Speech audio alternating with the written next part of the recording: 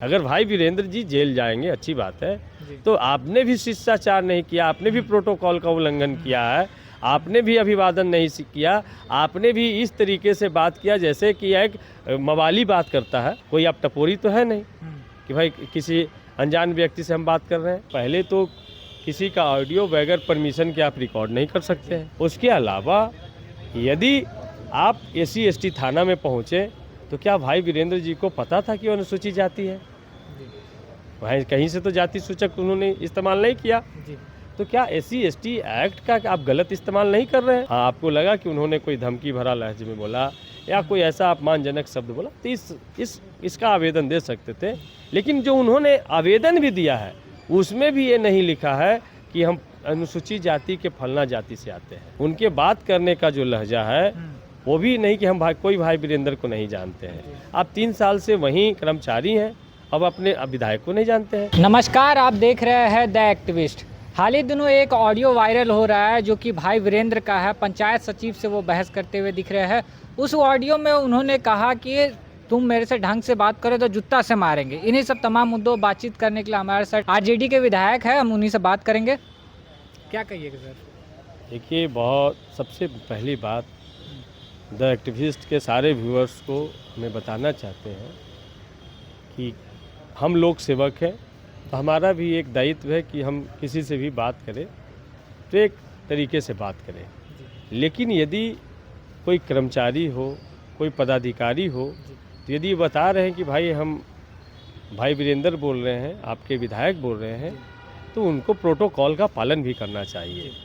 लेकिन जो ये मामला ऑडियो, पहले तो किसी का ऑडियो बगैर परमिशन के आप रिकॉर्ड नहीं कर सकते हैं। यदि आपने रिकॉर्ड किया तो उसको वायरल नहीं कर सकते हैं, उसका भी रूल्स एंड रेगुलेशंस है।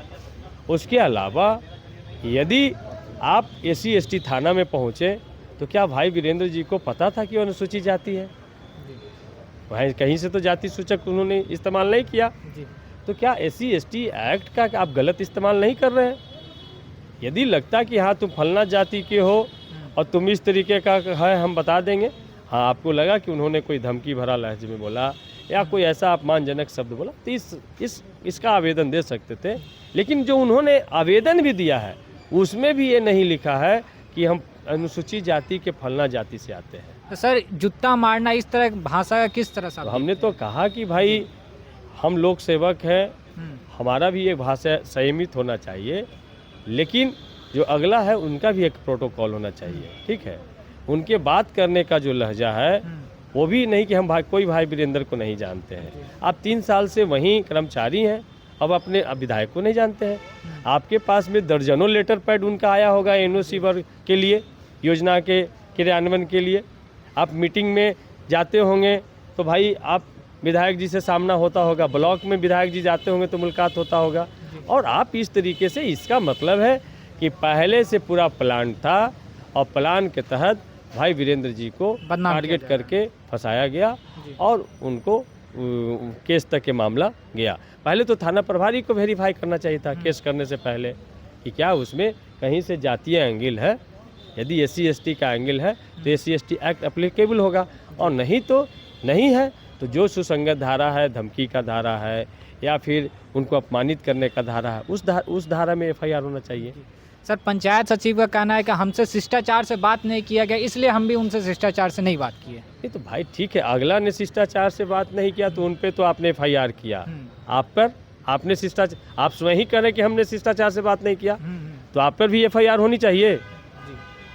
आप पे भी कार्रवाई विभाग को करनी चाहिए ना। तो अगर भाई वीरेंद्र जी जेल जाएंगे अच्छी बात है, तो आपने भी शिष्टाचार नहीं किया, आपने भी प्रोटोकॉल का उल्लंघन किया है, आपने भी अभिवादन नहीं किया, आपने भी इस तरीके से बात किया जैसे कि एक मवाली बात करता है।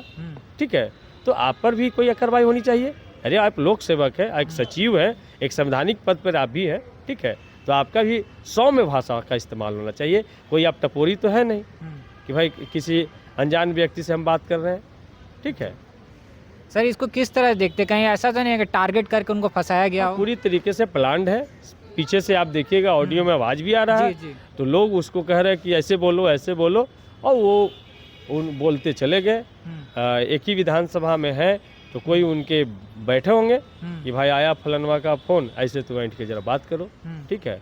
तो ये लगता है कि एक जो सचिव हैं वो जो एफआईआर किए हैं उनके साथ में कोई सनकी लोग होंगे जो चाहते होंगे कि इनका जो लोगों के बीच में छवि उसको धूमिल की जाए, इस लिहाज से इस तरीके का पूरा षड्यंत्र किया गया है विधानसभा में जो और हुआ इस है तरह का एफआईआर तक तुम्हारे बाप सर अपराधी है, जेडीयू वाले समाज से बोल रहे हैं कि चौधरी राजद से की तरफ से इस बात तरह का कही- वीडियो ये इसी बात तरह ऐसे दिन पर दिन निकली, वायरल ये होते रहता है। है? हाँ जदयू वाले भाई जदयू का तो इसी वीडियो को- अभी इसको सामने तो कर मटन लेते हैं खिलाते हुए ना। वायरल हुआ, उस पर 5 क्या मिनट कहें। लगेगा होगा।